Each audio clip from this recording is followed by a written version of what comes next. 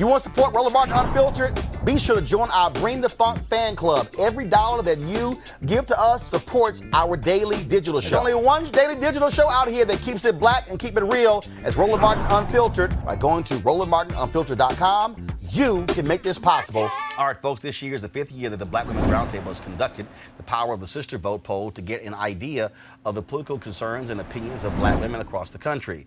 Nearly 95% of the women polled plan to vote in the 2020 presidential election. Joining me to talk about what their top priorities are as they head into the polls is Melanie Campbell, convener of the Black Women's Roundtable and president and the CEO of the National Coalition on Black Civic Participation. So let's break down this poll here. And at the top of the poll, you're talking about the survey. Joe Biden, Bernie Sanders, Elizabeth Warren. What is surprising to people is, again, the fact that the only black woman who's in the race, Senator Kamala Harris, is sitting in 4th position. What do you think? So break it down. So what do you make of that in terms of black women, in terms of who they're supporting in this campaign? Well, I think thus far. I would say thus far. The other big piece of this is that over the winner was the people who are undecided. There's the 26% number says a lot. But you have 26% saying they're undecided or didn't want to identify.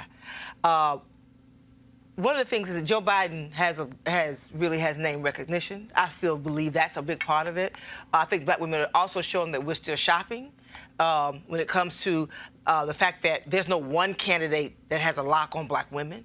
And so I think for candidates need to take heed on that and know that they're going to have, whether that's Kamala Harris or anybody else.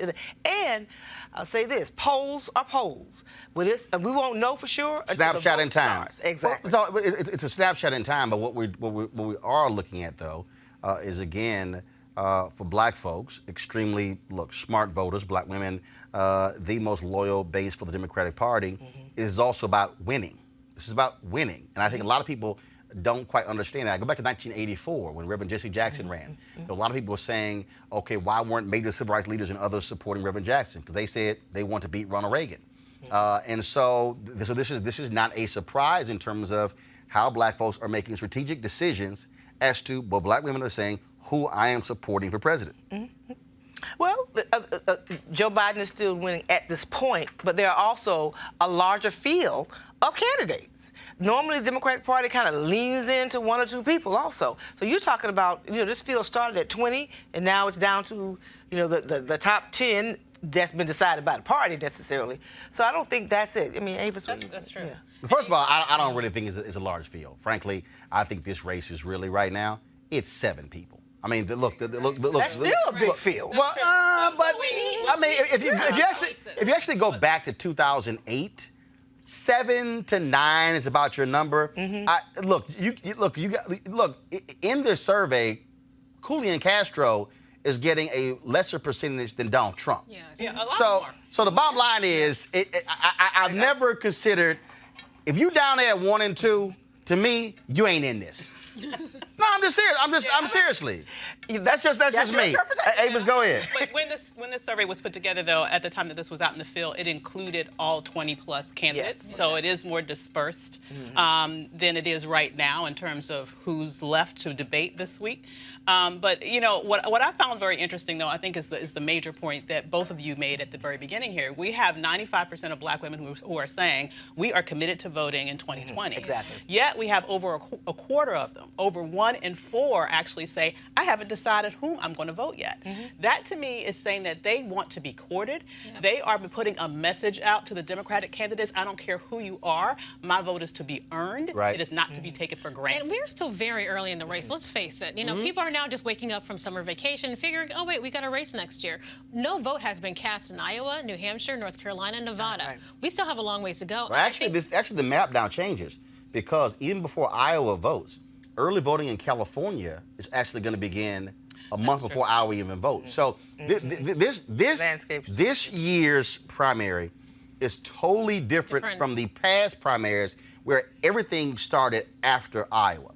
If you're a candidate now, you can actually blow off Iowa and focus on the 5 or 6 states after Iowa and still be in this. You can still be in, but I would be very careful about doing that if I were a candidate, because people are still looking at Iowa. That's still like a bellwether for the quote-unquote Midwest. I think white media is, but I'm serious. I think it is, but I think that because of the number of candidates, again, I mean, you take California. If I'm Senator Kamala Harris, okay, and I'm from California, I'm not investing a hell of a whole lot in Iowa. Because the most important thing, if I'm her, I got to win my home state. That's so true. So you know what? If I'm her and I'm sitting there and I'm looking at, if I get to November and I get to middle of November and early December and I'm looking at where Iowa is, now I got to make a decision. Do I want to throw a whole bunch of resources into Iowa and come in 3rd or 4th, or do I want to shift resources and say, fine, y'all can have Iowa, New Hampshire.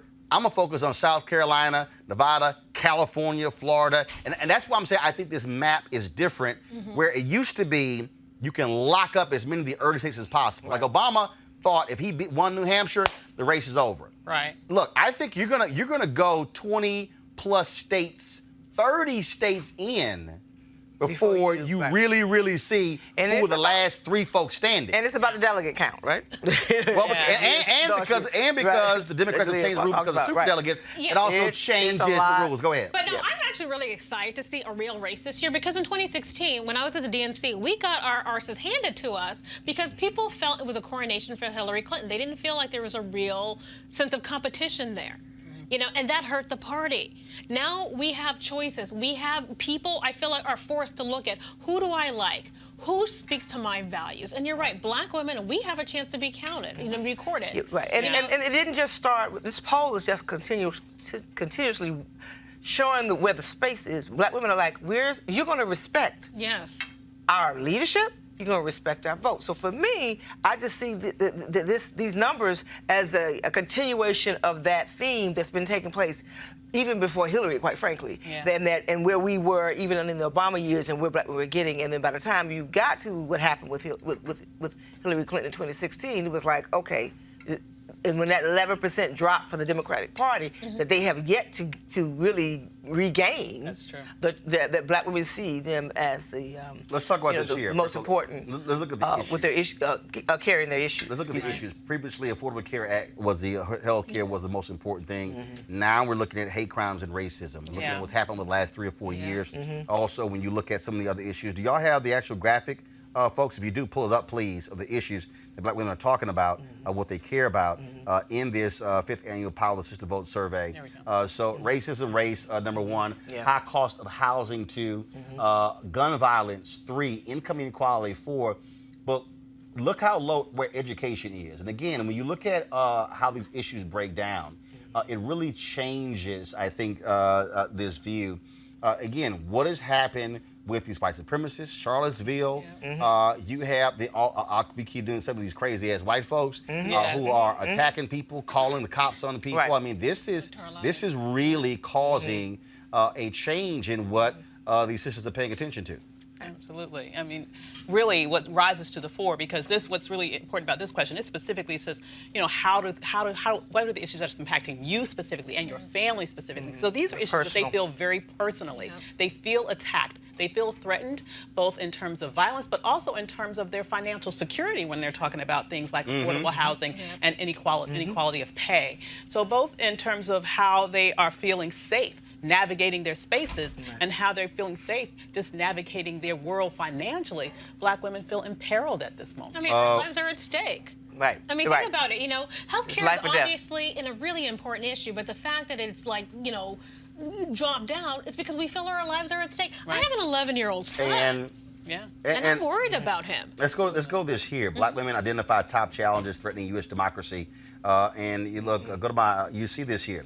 Racism, rising hate crimes, 85%. Voting rights, voter suppression tactics, 68%. Rollback of civil rights protections, 59%. Melanie, Republicans made it clear to me that Black women hate them more than anybody else. I keep trying to explain to these people, you keep messing with Black people's vote, you're not going to get their vote. And that's what we're seeing. This speaks to that again, and the rollback of civil rights protections. Right. Well, and so in our history in this country, we have to be concerned. And at the end of the day, even the issues that when we start talking about protecting our democracy, it's still also, that's why racism was up there. It wasn't, yes, voter suppression, but the number one was race and racism still playing out because of what's happening on the streets every day. And the fact that people are more overt in our times, not our parents or grandparents' times, in today's times.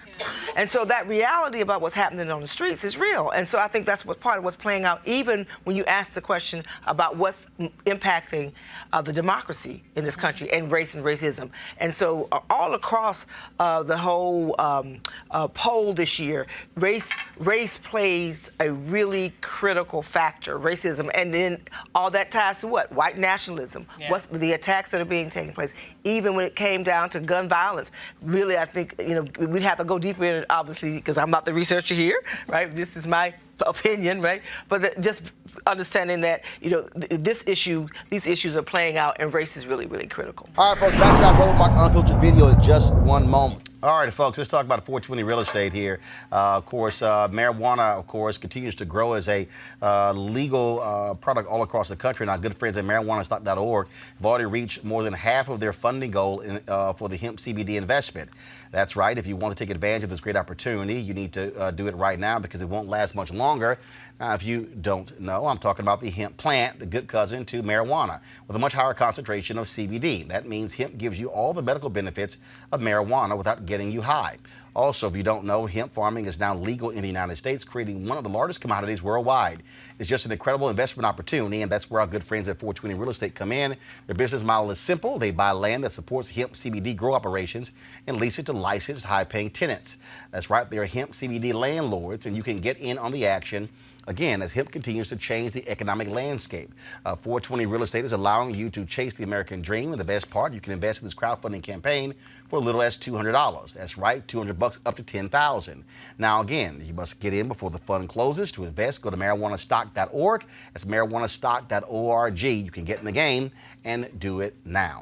Now back to your Roland Martin Unfiltered video.